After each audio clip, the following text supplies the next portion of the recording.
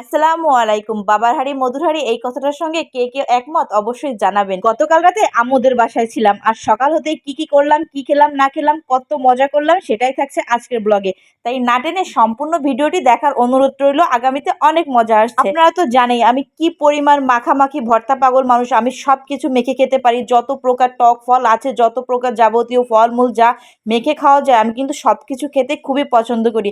এইদিকে আমার ছোট বোন আমাকে খবর দিয়েছিল যে আমাদের গাছের একটা পেঁপে প্রায় পেকে এসেছে, মানে পুরা পাকেনি, হালকা একটু পাক ধরেছে, একটু একটু লালচে ভাব হবে, বতি হয়ে গিয়েছে, তো ওইটা আমরা মেখে খাবো।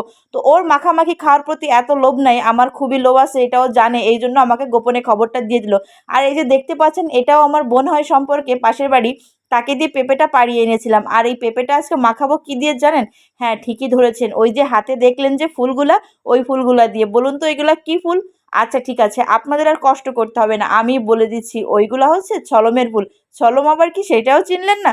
ছলম হচ্ছে জাম্বুরা, যেটাকে অনেকে মসাম্বিও বলে থাকে। এটাকে তো আমরা ছলম বলে থাকি, আপনারা কি নামে ডাকেন অবশ্যই কমেন্টে জানাবেন। কিন্তু তো দেখতেই পাচ্ছেন আমি কিন্তু পেঁপেগুলো কেটে নিয়েছিলাম, প্রথমেই ফালি ফালি করে কেটে তারপরে ভালোভাবে ধুয়ে নিলাম। আর ভাবেছিলাম যে এইগুলো মাখামাখি কাটাকাটির কাজটা সম্পূর্ণ বাইরে করব, কারণ এইসব জিনিস বাইরে বসে খেতেই অনেক মজা লাগে। আর এটা কিন্তু এক দুজন নিয়ে মাখাতে বা খেতে একদমই মজা লাগে না। পুরো একটা দল মিলে, গ্রুপ মিলে মজা মাস্তি করে মেখে কেড়ে বেড়ে খেতেই কিন্তু বেশি মজা লাগে। তো বরাবর আমি যদি সেখানে উপস্থিত থাকি, সমস্ত মাখামাখি কাটাকাটির ভারটা কিন্তু আমার উপরে এসে পড়ে। কেন জানি না, যারা আমার মাখানো জিনিস খেয়েছেন তারা বলেন আমি খুব ভালো মাখাতে পারি। এইদিকে আমার কাটাকাটি শেষ, আর আমি এখানে নিয়ে নিয়েছিলাম কাসুন্দি আর শুকনা মরিচ পোড়া। যেহেতু বাচ্চারাও খাবে সেহেতু আমি কিন্তু এখানে মরিচটা একটু কম দিয়েছিলাম। আর দিয়েছিলাম টক বানানোর তেঁতুল, আর দিলাম পরিমাণ মতো লবণ। আর ওই যে দেখতে পাচ্ছেন সলমের ফুলগুলা, আসলে সলমের ফুলগুলা ব্যবহার করার আইডিয়া আগে থেকে মাথায় ছিল না। সাধারণত এই টাইপের মাখানোতে আমরা লেবুর পাতাটা ব্যবহার করি, তো লেবুর পাতাটা আমার কাছে ছিল না, লেবুও ছিল না। তো হঠাৎ করে মাথায় এলো যে সলমের ঘ্রাণটা কিন্তু অনেকটাই লেবুর মতো, তো এই ফুলগুলা ব্যবহার করলে কেমন হয়। যদি সলম খাওয়া যায় তাহলে ফুল খাওয়া যাবে না কেন, সেইটা থেকেই কিন্তু এটা ভেবে নেওয়া।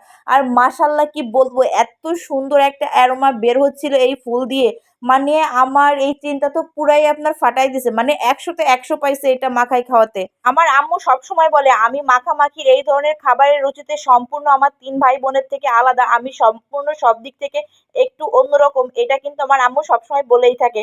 তো খাওয়া দাওয়া শেষ করে এইদিকে চলে এসেছিলাম রান্নাঘরে আম্মু কি করছে সেটা দেখতে। আর হ্যাঁ, আম্মু কিন্তু মাছ ভাজি করছিল, আর সেই সঙ্গে আমার ফেভারিট আছে পাঙ্গাস মাছ। তো মাছগুলোকে আম্মু বেশ ডুবো তেলে ভাজি করে নিচ্ছিল। আমি কিন্তু এইভাবে কর করে করে মাছ ভেজে খেতে খুবই পছন্দ করি। আমার বাবার বাড়ি খুব বেশি দূরে নেই, কাছেই, এই জন্য খুব বেশি যেয়ে থাকাও হয় না। খুব প্রয়োজন বিশেষ যদি রাতে কখনো থাকা হয়, না হলে আমি প্রতিদিন প্রায় একবার যেয়েই থাকি। প্রায় না গেলেও আমি সপ্তাহে 3 থেকে 4 বার তো যেয়েই থাকি। তো আমি যেদিন যাই আম্মু কিন্তু চেষ্টা করে আমার পছন্দ মতো খাবারগুলো তৈরি করতে।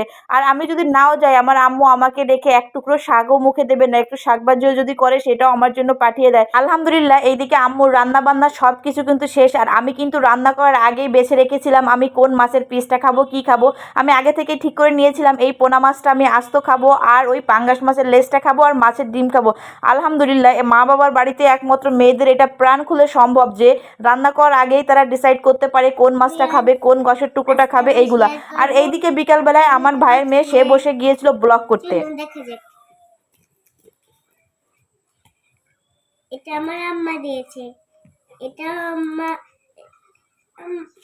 এটা আছে, এটা আমার আম্মা দিয়েছে, এটা আমি আগে, এটা আমার বাবুজি দিয়েছে, এটা আমার বাবুজি দিয়েছে, এটা আমার বাবুজি দিয়েছে, এটা আমার বাবুজি দিয়েছে, আর এটা আমার বাবুজি দিয়েছে, আর এটা আমার বাবুজি দিয়েছে, আর এটা আমার বাবুজি দিয়েছে, এটা আমার বাবুজি দিয়েছে, এটা আমার বাবুজি দিয়েছে, এটা আমার বাবুজি দিয়েছে। আপনাদের সাথে যা শেয়ার করলাম সেটা আমার বাবুজি আর আম্মা দিয়েছে।